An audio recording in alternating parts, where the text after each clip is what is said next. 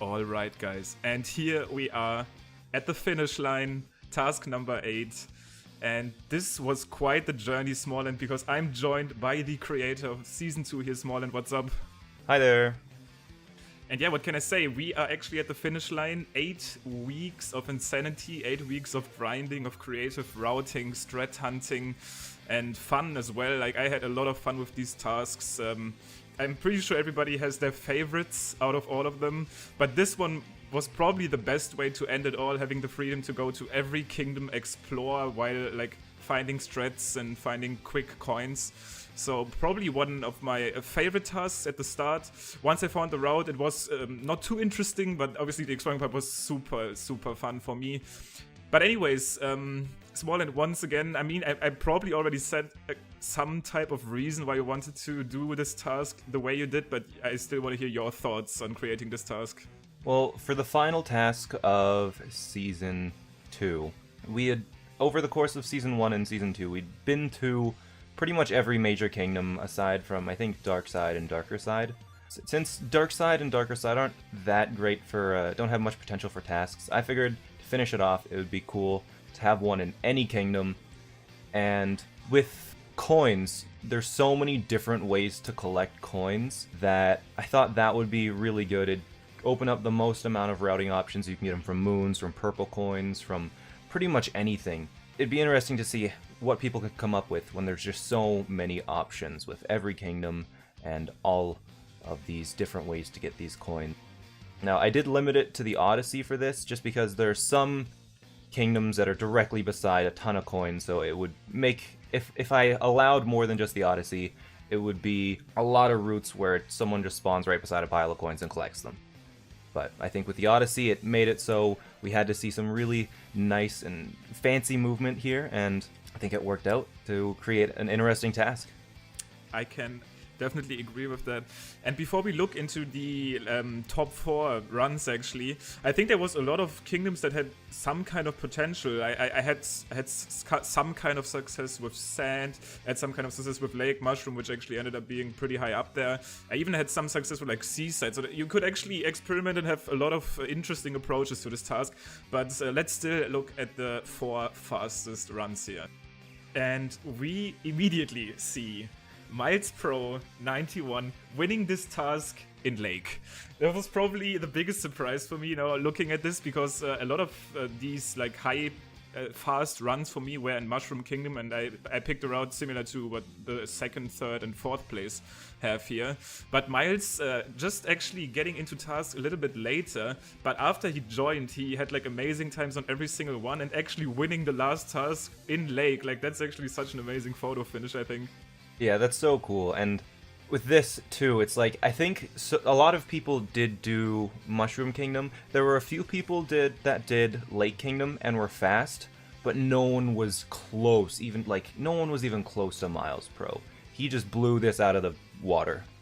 Yeah, and let's look why, because it's probably the most impressive finish I've seen on any task yet. The way that actually plays out, let's look at it here. So Miles warps to the Odyssey, and then he spin pounds immediately towards that little brush to get 1 coin, gets 6 purple, at 3 purples, so 6 coins, and look at this. He activates the coin stack, gets the moon, spin throws, gets the coin stack, and all of these coins. It's actually the most amazing finish you could imagine. Yeah, to get exactly 30 coins, he gets, I think it's 1 from the Goomba, he gets 6 from these, he gets 5 from the moon, right? 10 from the stack, I believe, and 8 from that. Just so perfect, and it's incredible how he manages to do all of this. Like, I'm just amazed that he avoided that telescope. That's insane. Like, just look at the spin throw. I can't imagine. Yeah, that finish is disgusting. That spin throw even gets the coin stack. That coin stack, by the way, is RNG, the direction in which it goes. It goes to the perfect direction. The spin throw gets the coin stack and these 8 coins. It's actually disgusting. It's actually amazing. I can't imagine how long this would have taken. Like, getting I have no idea. The spin throw to get the coin stack and then not capture the telescope. It's... I'm super happy this one won. This is actually so impressive. But yeah, we do see these other 3 people here in Mushroom Kingdom, which, I mean, their route isn't exactly the same. JDA and Tammy have kind of the same idea, but Lucidity actually does something different. But let's look at JDA first, because he does something very actually minor at the start that I found pretty impressive. So he does an up throw to turn Mario, which makes it so that he doesn't get a return jump on top of the Odyssey light. That's actually, it should be a little faster, because that return jump kind of gives you some unnecessary heights. A very, very clever way actually to do that. Yeah. There's a few people there that submitted attempts with just a regular cap throw, and they did get the cap return jump to get some unnecessary height, as you said. He also, by the way, that's even more impressive. I just realized that. I think since he did that, he gets a double throw towards the fountain, which, by the way, if you activate this fountain, 8 coins get revealed. And double throws tend to get to the fountain a little bit quicker, so he has to wait less. Look at this. So I think he actually gets a triple throw out of... Triple throw. Yeah, get some extra distance from Cappy to get that fountain slightly earlier, so that's something that's really not used all that often, and I don't think it's used really ever in any percent speedrun, maybe during the Ruined fight, but it's just triple throws aren't something you see a lot in regular speedruns. Trick jumps, you see them a little bit more often, but with tasks, I think this is the first task I've seen a triple jump used, or not a triple jump, I've seen a triple throw used effectively. Yeah, very rarely. But yeah, let's talk about this route, because Tammy is going to do kind of the same here. This route is a little bit tricky, because what you want to do optimally, you want to hit the fountain as soon as possible, so the coins get revealed earlier, so you have to wait less. Obviously, JDA does a good job at that.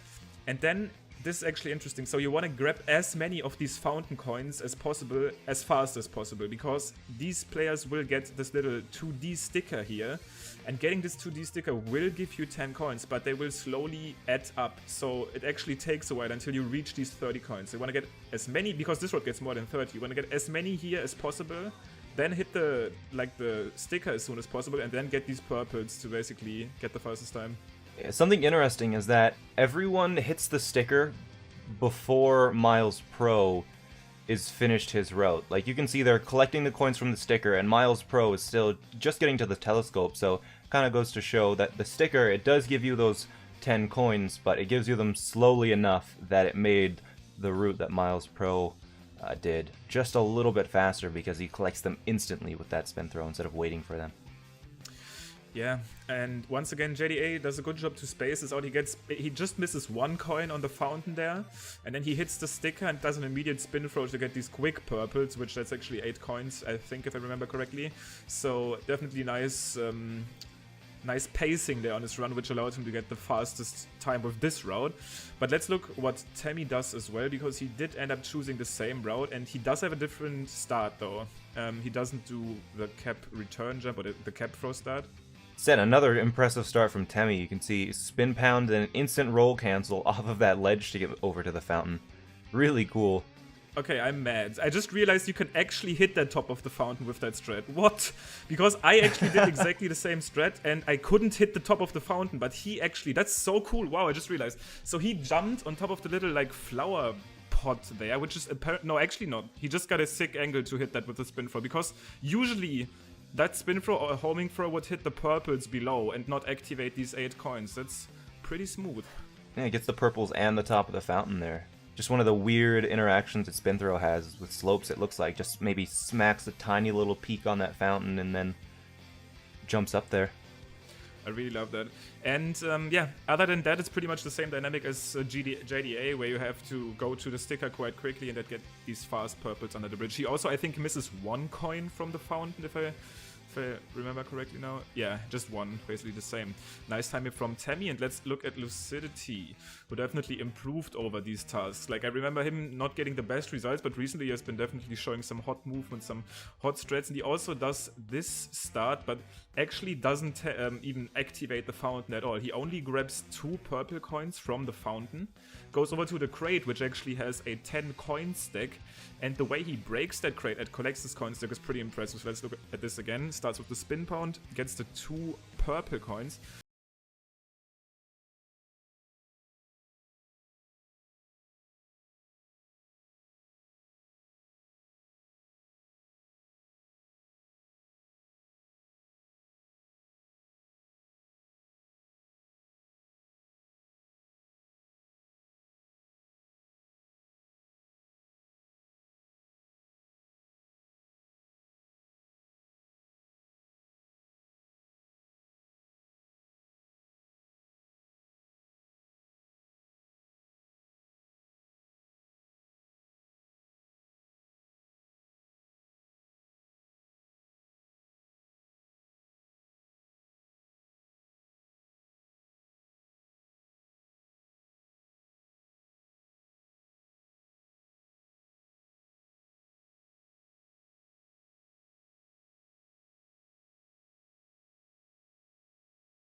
and then actually rolls over to do a down